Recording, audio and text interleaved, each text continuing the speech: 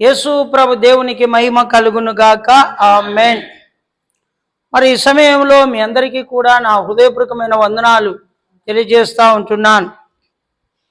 ఏదేమైనప్పటికీ కూడా యెహోవా తన భక్తులను ఎప్పటికీ కూడా విడిచిపెట్టేవాడు కాడు.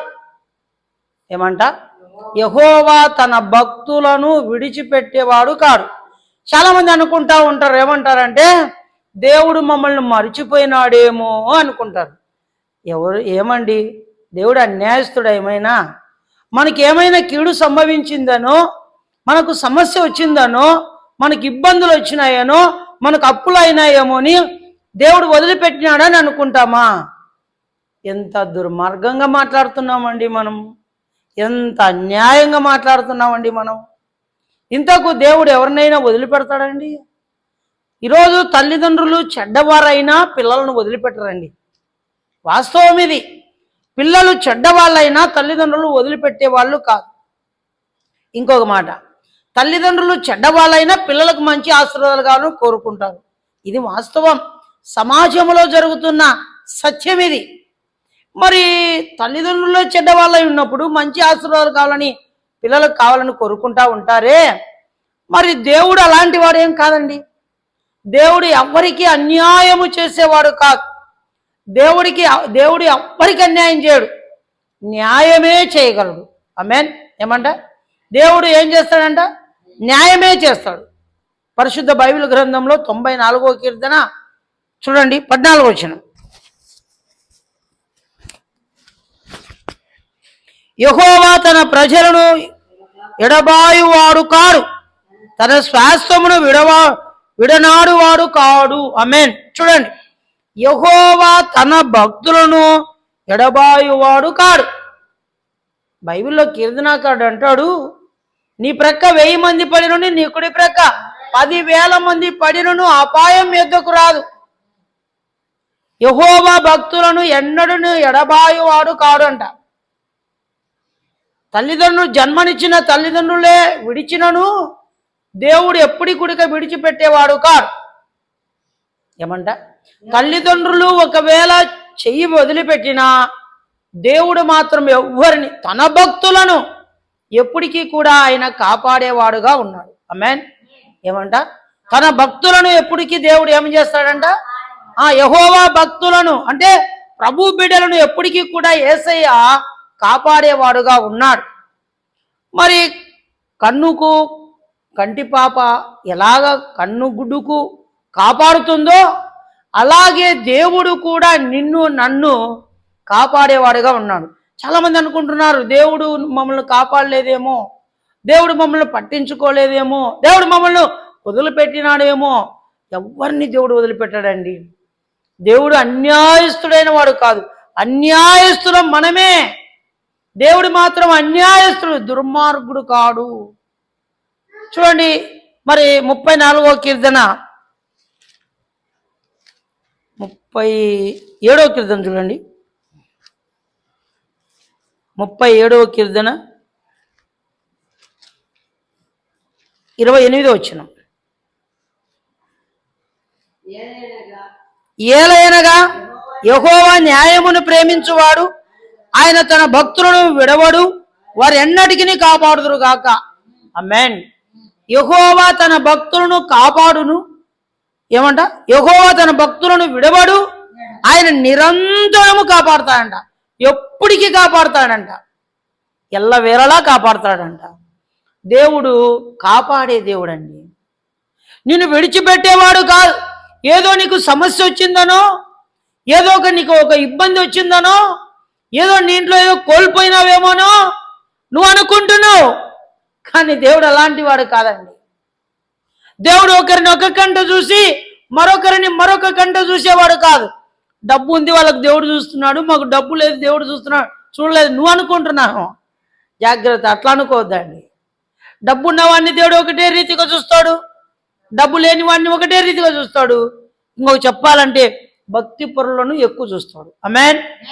మరి ఈరోజు ఈ లోకంలో డబ్బున్నవాడిని ఎక్కువ చూస్తాడు, డబ్బు లేనివాడు ఎవరు పట్టించుకోడు. ఇది లోకంలో ఉన్న సత్యం. కానీ దేవుడు మాత్రము అలాంటి వాడు ఎంత మాత్రం కాదండి. దేవుడు అలాంటి వాడు ఎప్పటికీ కాడు. దేవుడు నిన్ను విడిచిపెట్టాడు కదా. ఏమంట? యెహోవా న్యాయమును ప్రేమిస్తాడంట, అన్యాయమును ద్వేషిస్తాడు. దేవుడు న్యాయం ఎక్కడ ఉంటుందో అక్కడ దేవుడు ఉంటాడు. అన్యాయం ఎక్కడ ఉంటుందో అక్కడ దేవుడు ఉండడు. అన్యాయం ఉన్న చోట ఉండడు, న్యాయం ఉన్న చోటనే దేవుడు ఉంటాడు. వాస్తవం. చూడండి, ఆయన తన భక్తులను విడవాడు. ఏమంట? తన భక్తులను విడవాడు, వారు ఎన్నటికి కాపాడబడుదురు గాక. ఆమేన్. వారు ఎన్నటికి ఎప్పటికి ఏ రోజుడికి ఆ రోజుడికి వాళ్ళు ఎప్పుడు కాపాడుతూనే ఉంటారు. కింద పడినా కాపాడుతుంటాడు, యాక్సిడెంట్ అయినా కాపాడుతుంటాడు, మరి ఏదైనా సమస్యలు వచ్చినా కాపాడుతాడు, అప్పుల్లో కాపాడుతాడు, రోగంలో కాపాడుతాడు. నీ సమస్యలు అన్నిటిలో కూడా ఆయన ముందుండి ఆయన నిన్ను జోక్యం చేసుకొని నిన్ను కాపాడేవాడుగా ఉన్నాడు. మీ విషయాలలో ఆయన ఎప్పటికీ అన్యాయం చేయడండి. దేవుని మీద నువ్వు ఆధారపడినావా, దేవుని మీద డిపెండ్ అయినావా, దేవుని నమ్ముకున్నావా, ఎన్నటికి నువ్వు కాపాడబడతావు. ఆమేన్. చూడండి, ఇదే కీర్తనకారు అంటాడు 69వ కీర్తన 33వ వచనం. యెహోవా దరిద్రులను మొర ఆలకించువాడు. చూడండి ఏమంట? యెహోవా దరిద్రుల మొర ఆలకించువాడ. మనం ఏమంటాం? డబ్బు లేదమ్మా మన దగ్గర, దేవుడు మనల్ని పట్టించుకోలేదు అంట. వాస్తవమా కాదా ఇది? మరి మన పక్షాన దేవుడు లేడు అంటున్నాం. ఎలా చెప్తున్నావు నువ్వు ఎలా చెప్తున్నావు? నువ్వు అలా చెప్పడానికి ఏమైనా అవకాశం ఉందండి? దేవుడు ఇప్పుడు ఏమంటున్నాడు తెలుసా? ఏమంటున్నాడు? తన దరిద్రులను కాపాడేవాడంట. నువ్వు అనుకుంటున్నావు నేను దరిద్రుణ్ణి, దీన దరిద్రురాలను, నేను దీనుణ్ణి, నేను దరిద్రుని నువ్వు అనుకుంటున్నావు. కానీ దేవుడు అంటున్నాడు దరిద్రుల పక్షాన ఉన్నాడంట. ఎక్కడ న్యాయం దొరుకుతుంది, ఎక్కడ న్యాయం ఉంటుంది తెలుసా? దరిద్రుల పక్షాన దేవుడు న్యాయం చేస్తాడు.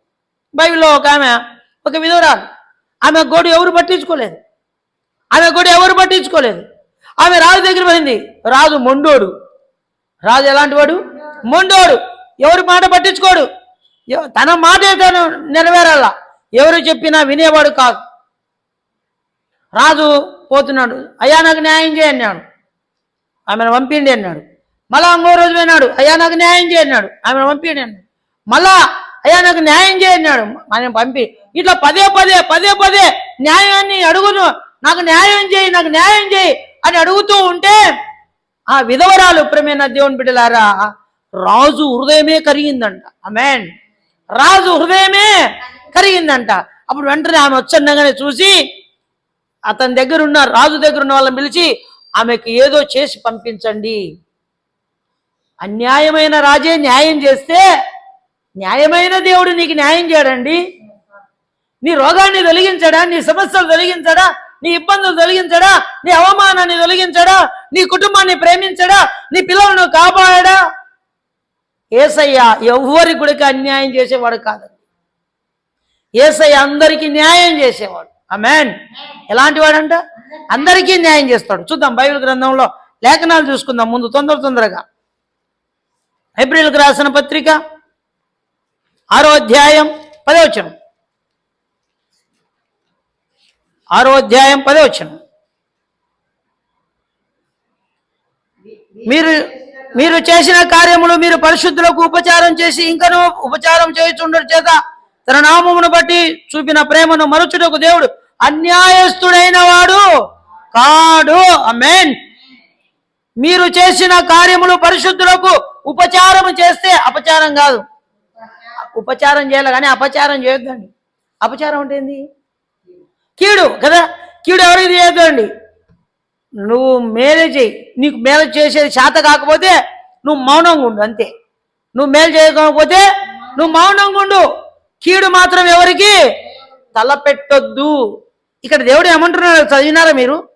చూడండి, పరిశుద్ధులకు మీరు ఉపచారము చేస్తే, చూడండి, తన నామం బట్టి చూపిన ప్రేమను మరుచుటకు దేవుడు అన్యాయస్తుడైన వాడు కాడు. ఏమంట? దేవుడు అన్యాయస్తుడు కాదు. ఏమంటున్నావు? ఏమండి ఇంత అన్యాయం అండి, ఇంత అన్యాయం చేస్తున్నావు ఎందుకండి అని మనం అడుగుతాం కదా. కానీ దేవుడు మాత్రము మన పక్షాన అన్యాయం చేసేవాడు కాడు.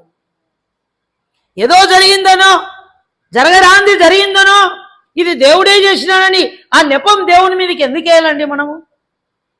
దేవుని మీదకి ఎప్పుడు వేయకూడదు. కొన్నిసార్లు ఏదైనా జరిగితే దేవుడు గుడ్డోడమ్మా ఏమంటా, దేవుడు గుడ్డోడమ్మా అంటాం. ఏదైనా గొప్ప జరిగితే అబ్బా దేవుడు మంచోడమ్మా అంటాం. దేవుని ఎట్లా పొగడమంటే అట్లా పొగుడుతాం కదా. ఏదైనా జరగరాంది ఏదైనా సమస్య జరిగితే దేవుడు గుడ్డోడమ్మా అంటాం. అదే ఏదైనా జరగరాంది గొప్పగా అద్భుతం జరిగితే అమ్మా ఏందనుకుంటుక్క ఆ దేవుడు ఎంత మంచోడో ఎంత గొప్పోడో అని చెప్తాం. అంటే మనకేం జరగాలని? మేలు జరగాల, మంచి జరగాల కదా. అన్ని మేలు జరుగుతాయండి, కీడు కూడా జరుగుతాయి. మేలు జరుగుతాయి, కీడు కూడా జరుగుతాయి. మేలు అనుభవించాలా, కీడు అనుభవించాలా? మరి ఏబు గారు భార్యతో ఒక మాట అంటాడు, ఏమమ్మా ఇంత అన్యాయము? ఇదిగో దేవుడు చూపించే ఆ మేలు మనం పొందుకుంటున్నామే, దేవుడు ఇచ్చే ఆశీర్వాదాలు పొందుకుంటున్నామే. కీడు అనుభవించకూడదా తల్లి? కీడు కూడా అప్పుడప్పుడు అనుభవించాలా కదా. అన్నీ మేలేనా, అన్ని ఆశీర్వాదాలైనా. రోజు బిర్యానీ తింటే ఎట్లుంటుందండి మనిషికి? రోజు బిర్యానీ పొద్దున మధ్యాహ్నం రాత్రి, పొద్దున మధ్యాహ్నం తిని ఏం కొడుతుంది? బోరు కొడుతుంది. ఏం కొడుతుంది? పప్పు అన్నం తిందామా అనుకుంటాను. మరి ఏదేమైనప్పటికీ నేనైతే ఒక మాట చెప్తాను, కారం అన్నం అయితే 2 ముద్దలు ఎక్కువ తింటా నేను. కారం అన్నం మాత్రం అయితే 2 ముద్దలు ఎక్కువే పోతుంది. ఇంకా మరియమ్మ కొత్తగా నేర్చుకుంది రసం. ఆ రసం అయితే ఇంకా 2 ముద్దలు ఎక్కువే. ఇంకా అదే పనిగా తీసుకెళ్తాను నేను పైకి. కాబట్టి ప్రేమైన దేవుని బిడ్డలారా, కొన్ని బోరు కొడుతుంటాయి. అన్ని ఆశీర్వాదాలు పొందకూడదండి, కొన్ని కష్టాలు కూడా పొందాలా. ఆమేన్. ఏం పొందాలా? కష్టాలు కూడా పొందాలా. కష్టం వెనకలే సుఖం ఉంది అండి, సుఖం వెనకలే కష్టం కాదు. సుఖపడుతున్నాం అనుకో, సుఖం కష్టం నుంచి అనుకో వాడు ఓర్చుకుంటాడా? ఓర్చుకోడు. అదే కష్టం అనుభవించి సుఖం వచ్చింది అనుకో ఏమంటాడు తెలుసా? నేను కష్టం అనిపించి ఇంతగా వచ్చిన. నిజంగా నేను కూడా సేవలో కష్టపడినానండి. సైకిల్ దొక్కిన 8 సంవత్సరాలు 30 కిలోమీటర్లు వారానికి 2 సార్లు దొక్కిన సైకిల్. ముందర ఒకరిని కూర్చోట్టుకొని వెనకలు ఒకరిని కూర్చోట్టుకొని, తిన్నికి లేక, హోటల్లో టీ తాగనీకి లేక, టిఫిన్ తిన్నికి లేక పేద బతుకు బతికిన సైకిల్ దొక్కుతూ ఉంటూ 30 కిలోమీటర్లు 8 సంవత్సరాలు ఎక్కడ దేగిని అడుక్కోకుండా దేవుని సేవలో నేను ముందుకెళ్ళిన. ఈరోజు దేవుడు హెచ్చించినాడు. ఆమేన్. ఆ రోజు కష్టమే ఈరోజు సుఖం. బాగా గమనించండి, నేను ఒక మాట చెప్తాను. ఒక మరి పొలం ఉంది. ఆ పొలంలో ఎప్పుడు పంటలే వేయలేదు. ఆ పొలం బీడు పడింది. ఆ పొలంలో ఉన్న చెట్లన్నీ కొట్టేసి కంపంతా తీసేసి దున్నిచ్చి దానికి మనం ఏం చేయాలా? మరి విత్తనాలు వేసి దానికి నీళ్లు కట్టి చేస్తే ఏమొస్తుంది? పైరు వస్తుంది. పెద్ద పెద్ద చెట్లు ఉన్నాయి కదా. మరి అదంతా బీడు ఉంది అని చెప్పి అట్లే వదిలిపెడితే అట్లే ఉంటుంది. అది దాన్ని ఏం చేయాలా? కష్టపడి పని చేయాలా. కష్టపడకోకుండా పంటలు రావు. అలాగనే నీ జీవితంలో నువ్వు కష్టపడు, నీ వెనకల సుఖం ఉంది, నీ వెనకల సమాధానం దొరుకుతుంది, నీ వెనకల నెమ్మది దొరుకుతుంది. నువ్వు అనుకున్నది దేవుడు నీకు నెరవేరుస్తాడు. ఆమేన్. యెహోవా భక్తులను దేవుడు ఏం చేస్తాడండి? కాపాడుతాడు. చూద్దాం 3వ యోహాను పత్రిక.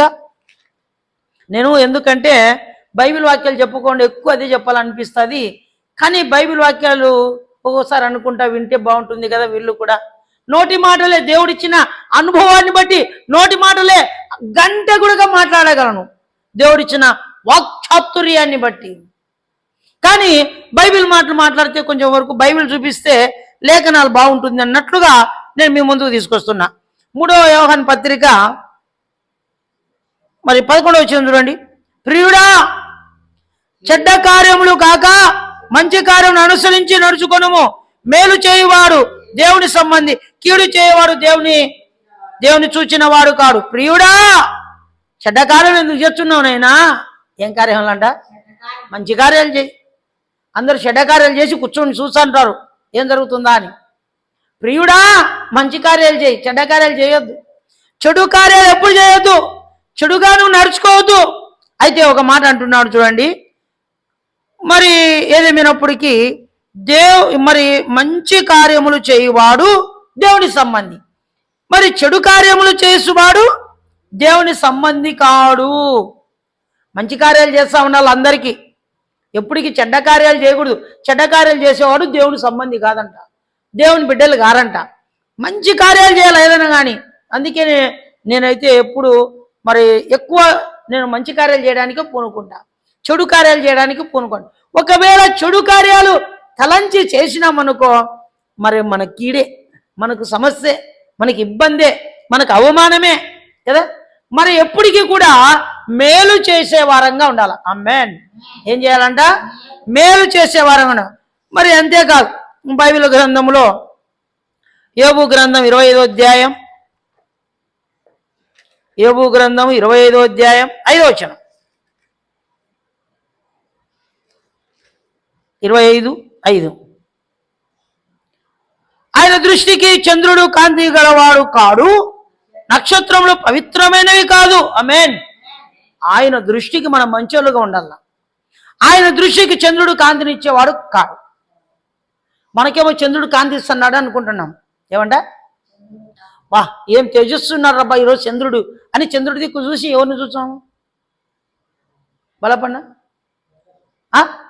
లెక్క చూసాం. అబ్బో బా అనుభవం ఉంది, కరెక్టే. కొద్దిమంది లెక్క చూస్తారు, కొద్దిమంది తన పిల్లలను చూస్తుంటారు. సెల్లు చూస్తారు, ఇట్లా సెల్లులో ఉన్న ఫోటోలు చూస్తారు. తన పిల్లలు ఎవరి ముఖం చూసి వా దరిద్ర ముఖం చూస్తారు. ఈ దరిద్రాల ముఖం ఎందుకు చూడాలి? పాచే వీళ్ళంతా దరిద్రులు అంటే మీ పిల్లలే మంచోళ్ళు, అంతేనా? మీ కంటికి మీ అందుకే కాకి పిల్ల కాకికి ముద్దు, పంది పిల్ల పందికి ముద్దు, మనిషి పిల్ల మనిషికి ముద్దు. ఏ పిల్ల ఆ పిల్లకు అంతే. మీ పిల్లలకి మీకు ముద్దు, మీకేమో మంచోళ్ళు, వాళ్ళు పక్కోళ్ళకి చెడ్డోళ్ళు. నేను మీకు చెడ్డోడిని, మా తల్లిదండ్రులు నేను మంచోడిని, అంతేనా? మీ పిల్లనికి మంచోళ్ళే కదా. మంచిది కాదంటే ఒప్పుకుంటుందా? మరి ఒప్పుకుంటావా? ఒప్పుకో, అద్దో చూసుకో. మరి ఎవరైనా కానీ కాకి నువ్వు గుడికి అడిగితే నా పిల్ల మంచోరు, మీరే మంచోళ్ళు కాదంటది. పందిని వచ్చే బుర్జగుంతలో బలాడుతుంటుంది. ఏం పంది మీ పిల్లల మేర మా పిల్లల మేర మా పిల్లలు గొప్పోళ్ళు అంటది. ఎవరైనా అంతే. నీ పిల్లలు నీకు మంచోళ్ళు, నా పిల్లలు ఆయన పిల్లలు అంతే. ఎవరైనా వాస్తవం. నీ కొడుకు మంచోడు నీకు తెలుసు ఏమ్మా? నా కొడుకు మంచోడు నీ కొడుకు అంటే నువ్వేమంటావు? వీడే ఊన్లేయా ఏ మాటిని ఊన్లేయ అంటది. ఇంటి వెనక ఉంటుంది నా కొడుకు గొప్పోడు అంటది. అంటే ఎవరు తల్లికి వాళ్ళు, ఎవరు తండ్రికి వాళ్ళు. ఇది వాస్తవం. ఇప్పుడు దేవునికి మనమంతా పిల్లలము, దేవునికి మనమంతా. ఇప్పుడు సూర్యుడు కానీ చంద్రుడు ప్రకాశిస్తుంది అనుకో, అబ్బా ఎంత అందంగా ఉందిరా అంటాడు. సూర్యుడు బాగా పొద్దున్నే ఉదయించినట, బాగా తేజస్సుకున్నాట, యాపిల్ పండు లాగా ఉన్నట. ఏమంట? యాపిల్ పండు. ఒక ఆయన పోయి మింగనికి పోయినాడంట, ఇది యాపిల్ పండే అని. ఏమంట? మళ్ళీ అయిపోయి దేవుడు అంట. దేవుడికి తెలుసు ఇది యాపిల్ పండ ఏదేని. మింగనికి పోయినాడు. మింగుతారు ఏమైందండి? అంతా మింగనికి పోతానే ఇదంతా కాలింది కదా. ఎవరు తెలుసా? దేవుడు అనేట పైకి గురుతా పోయి గంతులు వేసుకోమని మింగనికి పోయినాడంట. అది కాల్చేసింది. హల్లెలూయా. సూర్యుడు చంద్రుడు ఇవి ప్రకాశిస్తున్నాయి. ఈ ప్రకాశాన్ని చూసి మనం ఏమంటాం? అబ్బా ఇవేరా దేవుడు సృష్టిలో అంటాం. అవి కాదు దేవుళ్ళు. అవి కలుగును దాకా అన్నాడు దేవుడు. అవి వెలుగునిస్తున్నాయి, చీకటినిస్తున్నాయి. అయితే ఈరోజు ఆయన దృష్టికి అవి కాంతి కలిగినవి కాదంట. మా కింద ఉంటాడు, నక్షత్రములు పవిత్రమైనవి కాదంట. నక్షత్రం స్టార్స్ చూస్తున్నాం, అవి పవిత్రం అనుకుంటుంటాం మనం. అవి పవిత్రమైనవి కాదు. 68వ కీర్తన, టైం అయిపోయింది, ముగిద్దాం. 68వ కీర్తన 6వ వచనం. దేవుడు ఏకాంగులను సంసారులుగా చేయువాడు, ఆయన బంధింపబడిన వారిని విడిపించి వారిని వర్ధిల్ల చేయువాడు. ఎవరైనా బంధింపబడి ఉంటే వారిని విడిపించి వారిని వర్ధిల్ల చేస్తాడ. నువ్వు ఎక్కడైనా పాపపు బంధకాలలో ఉన్నావేమో, రోగం అనే బంధకాలలో ఉన్నామో, జైల్లోనే బంధకాలలో ఉన్నావేమో, నిన్ను విడిపించి నీ రోగంలో కానీ, నీ సమస్యలో కానీ, నీ పేదరికంలో కానీ, మీ ఇబ్బందుల్లో కానీ, మీరు జైల్లో ఉన్నా కానీ, మీరు తప్పు చేసి ఏమైనా శిక్ష అనుభవిస్తున్నా కానీ మిమ్మల్ని విడిపించి దేవుడు ఏం చేస్తాడంట? వర్ధిల్ల చేస్తాడంట. యెహోవా తమకు దేవుడుగా గల జనులు ధన్యులు అన్నట్లుగా ఈరోజు మిమ్మల్ని అందరినీ దేవుడు మనతో ఉంటే మీరు వర్ధిల్లుతారు. దేవుడు మనతో ఉంటే ఏమవుతుంది? దినదినము వర్ధిల్లుతాం. ఆమేన్. హల్లెలూయా. 116వ కీర్తన 5వ వచనం. 116వ కీర్తన 5వ వచనం. యెహోవా దయాళుడు నీతిమంతుడు, మన దేవుడు వాత్సల్యత గలవాడు. ఆమేన్. మన దేవుడు ఎలాంటి వాడంట?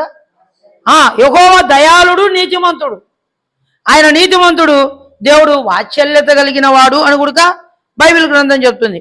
ప్రసంగి గ్రంథము 2వ అధ్యాయం 26వ వచనం. ఎలా అనగా దైవ దృష్టికి మంచివాడుగా నుండి వానికి దేవుడు జ్ఞానము, తెలివిని, ఆనందమును అనుగ్రహించును. దైవ దృష్టికి ఎట్లుండాలంట? మనం మంచి వాళ్ళంగా ఉండాలంట. దేవుని దృష్టికి మంచోళ్ళంగా ఉండాల. చాలామంది ప్రజలకు మంచోళ్ళు ఉంటారు, కుటుంబానికి మంచోళ్ళు ఉంటారు, బేటలకు మంచోళ్ళు ఉంటారు కదా. కొద్దిమంది ఇంటికి వారికే మంచోళ్ళు ఉంటారు, కొద్దిమంది బేటలకు మంచోళ్ళు ఉంటారు, కొద్దిమంది అందరికీ మంచోళ్ళు ఉంటారు కదా.